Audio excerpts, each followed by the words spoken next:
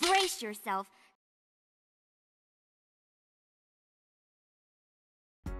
I'm sure it comes as no surprise that I really like the game Catherine. To this day, it's a mature roller coaster of a game, one that approached themes of adulthood and responsibility with a sexy swagger, but also grounded honesty. Behind its absurdities, Catherine was a deep look at a man struggling to make sense of the romantic collisions he stumbles into, a troubling, intense drama that really wanted the player to tread lightly and stay nimbly on the edge of their seat. It resulted in an experience that truly was one of a kind, a title that made its own special place in its generation solely on how ruthlessly experimental its design and aesthetic were. To this day, I have trouble pulling myself away from the game Catherine. But today's gaming culture of remasters and remakes is pretty unstoppable at this point, and Catherine was bound to succumb to that culture and produce some kind of re-release down the line. What I didn't expect, however, was Catherine Full Body, a re-release with lots of new content and a sizable narrative change. In particular, it brought about some notable alterations to the original game's story, and with those alterations, enlisted a brand new path for protagonist Vincent to take. And that's where the seeds of hesitation were planted for me. A third interest was a concerning prospect, simply because of how well the original Catherine balanced the narrative purpose of the two love interests.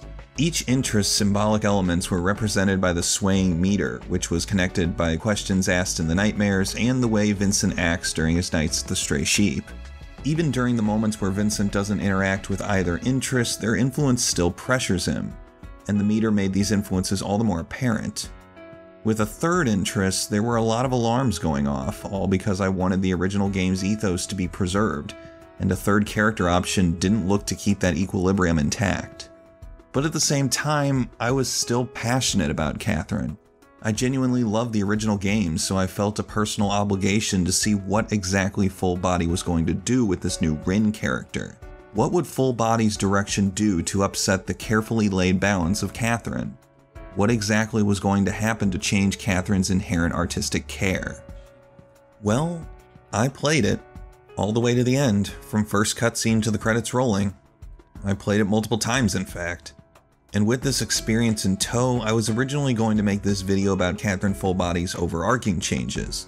But this won't be about the abstract remix mode, the more approachable gameplay difficulty mechanics, or even the alternate endings that expand the already established cast. No, this video is about Rin. Unfortunately, Rin doesn't really make that great of a first impression. From the get-go, the story doesn't stray far from the tired trope of a reserved and polite admirer from afar, one whose kind gestures aren't entirely obvious to the dense person they're eagerly chasing.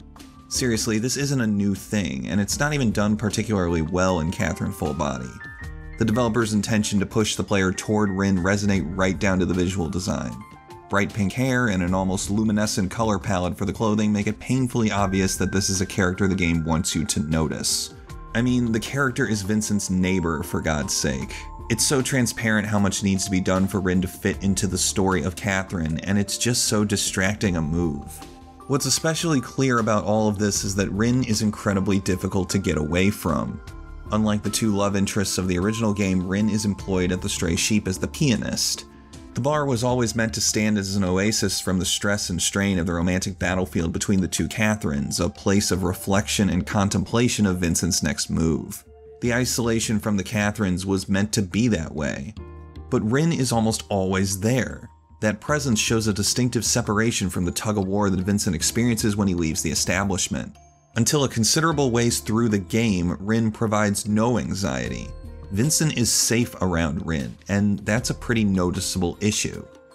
Catherine McBride and the new Catherine had their appeals, but in the story they are a source of distress for Vincent. Vincent's nightmares are a reflection of the pressures he experiences with them, so it's natural for him to be sweating bullets when these two sources of anxiety collide. You can make the case that Vincent is meant for a steady life with Catherine McBride or a chaotic joyride with the new Catherine, but getting to these idealized states requires a lot of work for Vincent. There's no easy way out, and that's what made Catherine as a game so defined in its tone and metaphors. Whichever side you picked, things weren't going to be easy. It's not as simple and clean as you think. But that anxiety never appears with Rin. The support that Vincent needs is always on deck, cheering him on and helping him through his troubles. Rin is friendly and approachable when performing in the Stray Sheep. Rin's piano playing can help stop the crumbling of the tower during the nightmare sequences. There's almost never a moment where Rin actually poses any kind of threat or danger to Vincent, defeating the purpose that made the two Catherines so sound in their narrative synergy. When it comes right down to it, Rin is just too perfect. It also doesn't help that Rin's personality tropes lack the grounded nature of the original Catherine's two main love interests. I mean, yeah, there were some pretty out there ideas back in 2011, but they could easily be interpreted as metaphors, and the emotions resonating from these ideas were rooted in maturity. Responsibility, growth, freedom, these were not fantastical things. Rin's personality, this admirer from afar who supports a blatantly flawed protagonist, just doesn't fit within the context of Catherine's much less idealistic interpretation of romance and relationships. Rin constantly gives off an anime as hell vibe, and while I'm certainly not against that trope, I can't in confidence say that Rin's character fits well here. Rin is just too fantastical, and it makes things feel out of place in a story that succeeded in feeling tight, deliberate, and just so well thought out in presenting its narrative themes. But then, something unusual happens. As the main story slowly approaches its endgame, there is the dramatic reveal of Rin's secret.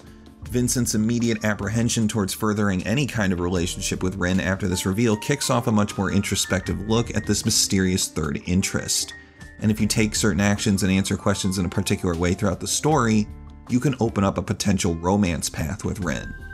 Despite the negative experience, Vincent realizes how supportive Rin's been throughout the story and eventually falls in love. After this occurs, the Freedom Order morality system is downplayed, and instead a new focus appears. There's a theme that persists throughout Rin's path and the actions leading up to it: possibility.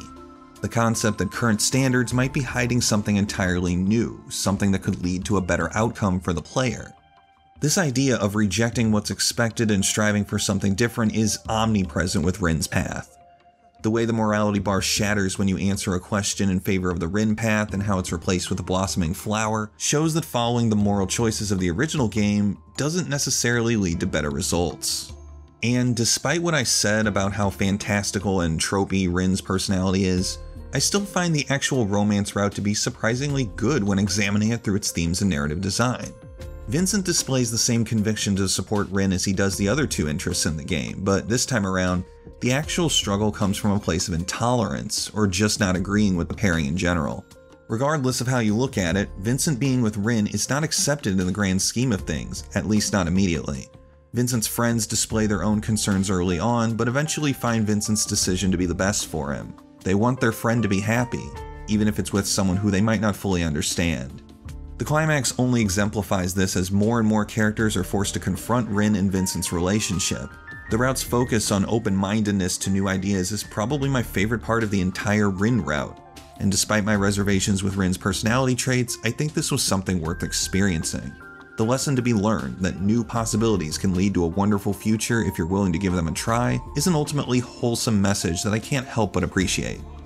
But the caveats in place still linger. This route is very separated from the rest of the game. Rin's interactions with both Catherines only come to a head very far into the story, and should you pursue Rin's route, the rest of the original story elements just kind of fade away. Honestly, you could say the same for the other way around too. If you don't pursue Rin's romance route, things mostly just continue as they would in the original Catherine, even if Rin has already made a mark on the game's mood. Under these conditions, Rin's interaction beyond this point is extremely limited, and it only goes to show how these two stories, the main Catherine story and Rin's new route, just didn't mesh in the most organic way possible, and that's a disappointment. A more natural integration would be difficult, but I would have definitely appreciated Catherine Full Body's story more if these routes had more interlinking structure and overlap, instead of feeling like a brand new what-if scenario sloppily pasted on top of an already tight narrative. And that's something that's really been a point of contention since this game's announcement. Rin's route was always going to cause a rippling effect, and that's not necessarily to the game's benefit. The original Catherine was so incredibly tight and well structured with its narrative elements. It expressed it all so deliberately: the climbing of the tower to escape anxieties, the bar existing as a place to catch your breath between the troubling romantic tension, the two Catherines' respective themes being represented via both character profiles and the morality meter gamification. This was all clearly planned. This was all put into place in a very particular way, one with very few loose ends to tie up. But Rin never achieves that integration.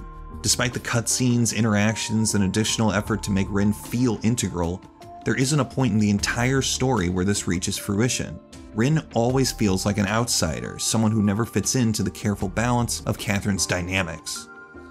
But Rin doesn't cripple Catherine Fullbody's story. I really don't think a game like this is ultimately destroyed by having another romance option, but Catherine is a very special case here. Catherine didn't need another option because its dynamics were laid out so intentionally already. Making this work would require a revision from the ground up. And while I can't determine just how much Atlus and Studio Zero put into Catherine Fullbody's changes, from what I can tell, I don't believe that happened. There wasn't a chance in hell that Rin would be integrated into this game's story without caveats, without something changing for the worse. And, fears confirmed, this does feel like a lesser story overall because of how Rin is integrated into the grand storyline. But at the same time, Rin's story is one of accepting a new idea and giving it a chance, flaws and all. Overcoming troubles with a caring attitude, keeping your mind open to possibility, and rejecting expectations. That's what Rin's path truly speaks. In revealing that, it kinda makes me look like an ignorant fool who just didn't get what Catherine Fullbody wanted to do. Whether or not that was true, that this was laid out with the same laser-precise attention to detail that made the original Catherine so marvelous, I do believe that Rin as a standalone character with a standalone story shows a surprising level of care. When both Catherines step aside and Rin is given the spotlight, Catherine Fullbody is able to craft a loving tale of acceptance, of overcoming struggle and insecurity by keeping an open mind. In a way, I like to imagine that was the plan all along.